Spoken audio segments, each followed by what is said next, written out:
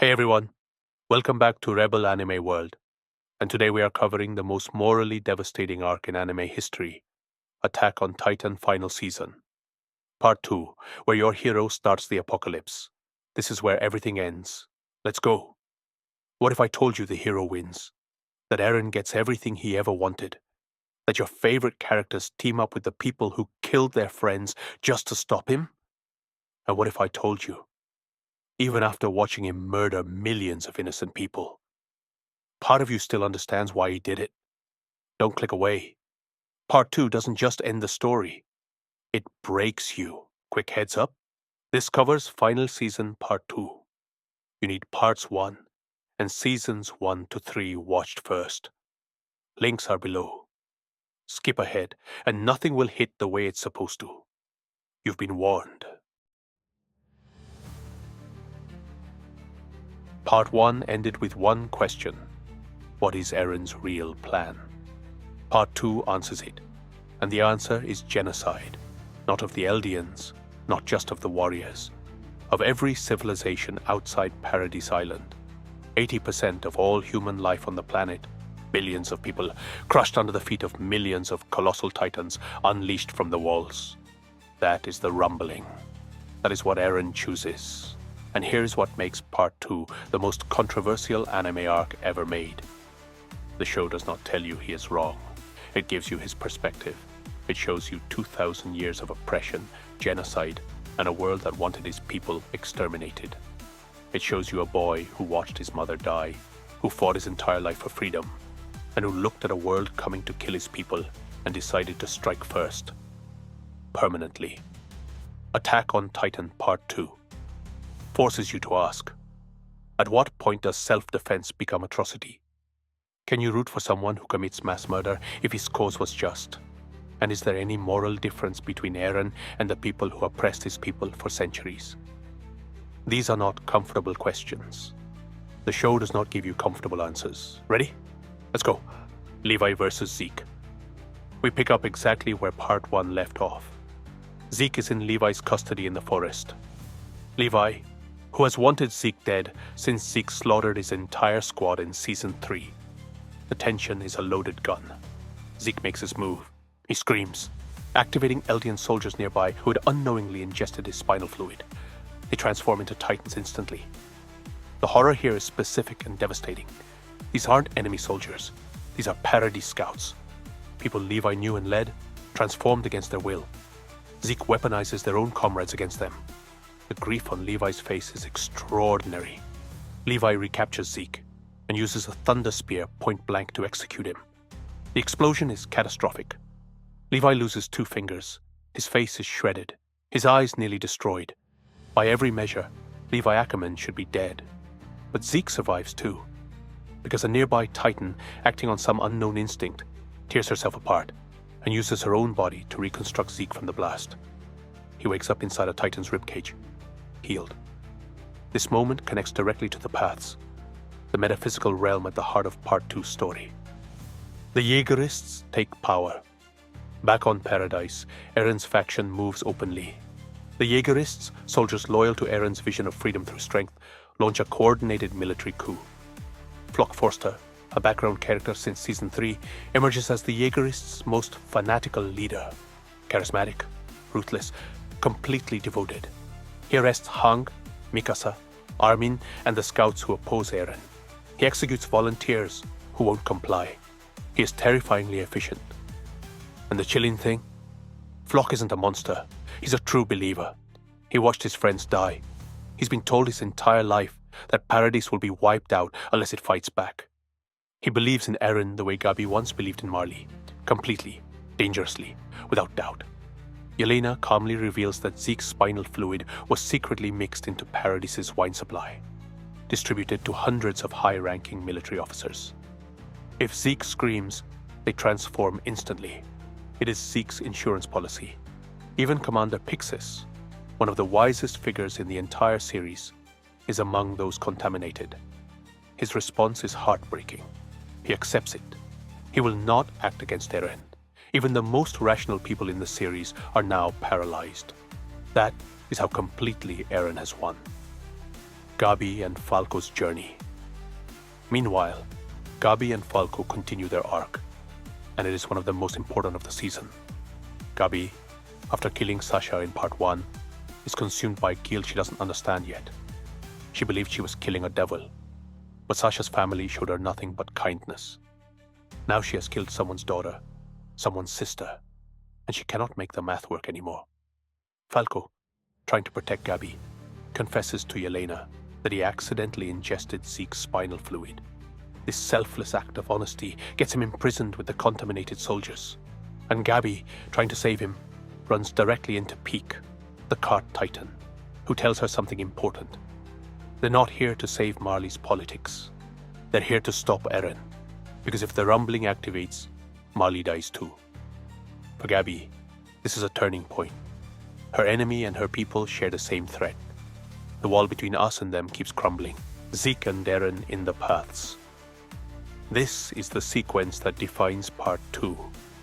It is the most complex, most beautiful, and most controversial part of the entire season. Eren and Zeke make physical contact, triggering the founding titan. They are transported to the paths, the metaphysical realm connecting all titans and all Eldians across time. It exists outside of time. A single moment here can be years inside. The paths are the source of all titan power. Every titan, every shifter, every Eldian, connected through this realm. And at the center sits Ymir Fritz, the original titan, who has been enslaved to the founding titan's will for 2,000 years. Ymir Fritz gained titan power and was enslaved. She spent 2 millennia building titans, serving royal bloodlines, unable to act for herself.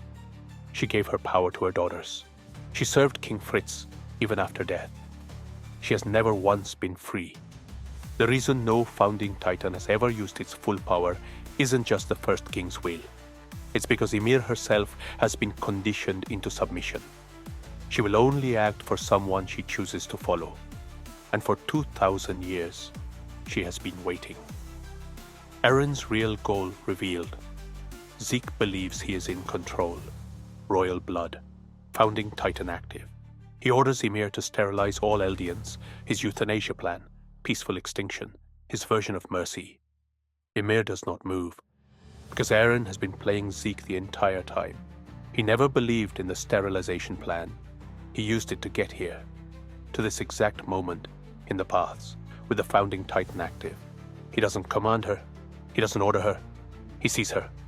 2,000 years of slavery, of grief, of waiting, and he acknowledges it. He tells her she's free to choose.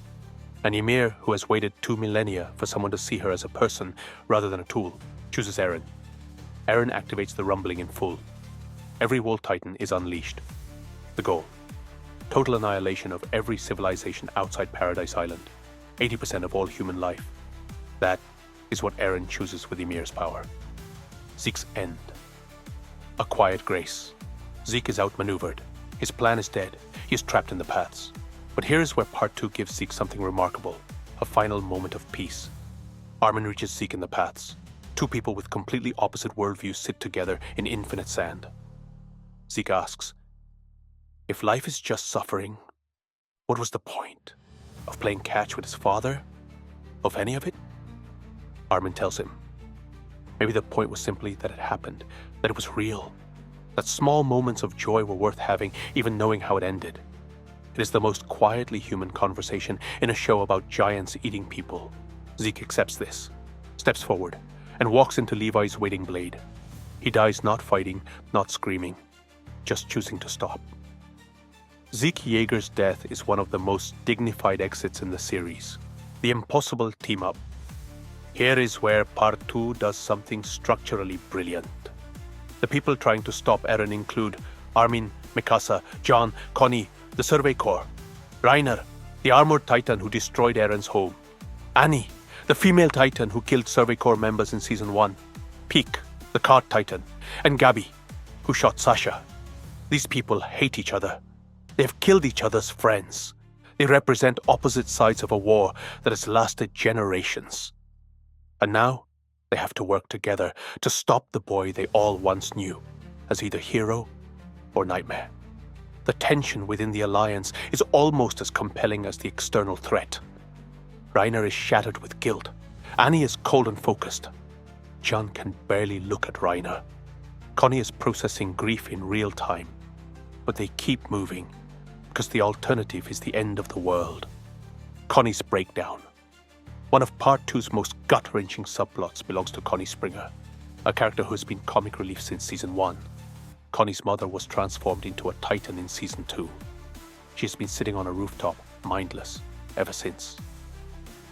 When Falco is confirmed to carry Zeke's spinal fluid, Connie makes a horrifying decision. Feed Falco to his mother so she can inherit Titan power and become human again. Armin, who figures out what Connie is doing, throws himself into the Titan's open mouth to stop it. Connie saves Armin, but the breakdown that follows is one of the rawest emotional scenes of the season. Years of grief, guilt, and desperate love colliding with the reality that he nearly murdered a child. He lets his mother go. He accepts she is gone, and he grieves. In the middle of the apocalypse, Attack on Titan stops to let a side character mourn his mom. That is why this show is extraordinary. Annie returns. Annie Leonhardt, the female Titan, crystallized since Season 1's finale, finally wakes up. 4 years have passed. Her crystal cracks as the rumbling activates. She emerges disoriented into a world completely transformed. Her retone is played with beautiful restraint. She asks about Armin, who visited her crystal every single day for 4 years, talking to her, not knowing if she could hear. No dramatic declarations, just two impossibly complicated people acknowledging they matter to each other. Annie joins the Alliance not for ideals, but because her father is in Marley. And if the rumbling reaches Marley, there is no one left to go home to. Attack on Titan has always understood. People don't fight for abstract causes. They fight for the specific humans they love. Hange's sacrifice. And then comes Hange Zoe. Hange has been one of the series' most vital characters. Scientist, commander, the person who held the scout regiment together after Erwin's death. The Alliance needs their airship to clear the Wall Titans. Someone must hold them off. Someone must buy every last second. Hange volunteers. The goodbye is perfect. Every Alliance member gets their moment. Levi, who has fought beside Hange for years, says only, "Be brave, Hange." And Hange laughs. Because of course they do. Hange Zoe dies doing exactly what they always did. Facing the unknown, unafraid, buying others the chance to survive. No one on the airship says anything, because there's nothing to say. The rumbling in action. The rumbling crosses the ocean. And the show forces you to watch what that means in human terms. Marley's cities evacuate. People run. Parents carry children. Soldiers try to fight and are crushed in seconds. The show doesn't cut away. It shows you faces, names, families. People who have nothing to do with the war between Paradis and Marley, killed by the billions. This is the most morally confrontational thing Part 2 does. It makes you watch what Eren is doing in close-up detail, without letting you look away. Because the show has earned the right to make you uncomfortable about how much you rooted for him. Reiner, Peak, and Annie fight the Wall Titans to slow the march. They cannot stop it, but they buy seconds. Reiner holds up colossal titans with his armored titan body, taking catastrophic damage, refusing to die because he still believes he must atone for everything he did. We see Eren inside the paths guiding the rumbling, and the show gives him something unexpected. Doubt. He's watching it happen, seeing the faces. He chose this, and he is living inside that choice, and the show makes very clear. He feels it. All of it. He is not a monster who doesn't care. He is a person who decided the math worked out, that killing 80% of the world was preferable to the certain extinction of his people. And now he has to be present for every second of it. This is what makes Eren one of the most complex antagonists ever written. He's not wrong that the world wanted Paradis destroyed. He's not wrong that the rumbling is the only deterrent powerful enough to stop it. He's just also unambiguously committing genocide. The show holds both truths simultaneously and refuses to resolve the tension for you. The final season, Part 2, ends with the Alliance reaching Eren. The final confrontation is set. But Part 2's real conclusion is a moral one. There are no clean victories. Freedom achieved through atrocity is not freedom. It is a new cycle of oppression, with your own people holding the chains. Eren wanted to break every cycle. By unleashing the rumbling, he became the cycle. He became exactly what Marley was to Eldia, an unstoppable force deciding who deserves to live. Eren goes from prisoner to God King to the greatest mass murderer in human history. And you understand every single step. Reiner, the villain of 3 seasons, is now fighting to save the world he once tried to destroy. Gabi, who once mirrored Eren's early rage, has grown past it faster than Eren ever did. Hange died, holding the line. Zeke died at peace. Connie let go of his grief. And Armin, Mikasa, John, the friends Eren pushed away, are coming for him anyway. Not to punish him, to save what is left of him. Because that is what friends do. Can Eren be stopped? Does he even want to be? Is there enough of the boy from Shiganshina still inside the god who started the apocalypse? Part 3 answers all of it. And I promise, nothing prepares you for that ending. Thanks for watching this breakdown on Rebel Anime World. If you made it this far, you have felt the full weight of what Part 2 is. Not just an action climax, but a moral reckoning for every assumption you carried into the series. Smash like, subscribe for the Part 3 finale breakdown, and drop in the comments. Was Eren right? Could you have made a different choice in his position? The Alliance is flying toward him right now. See you at the end of the world.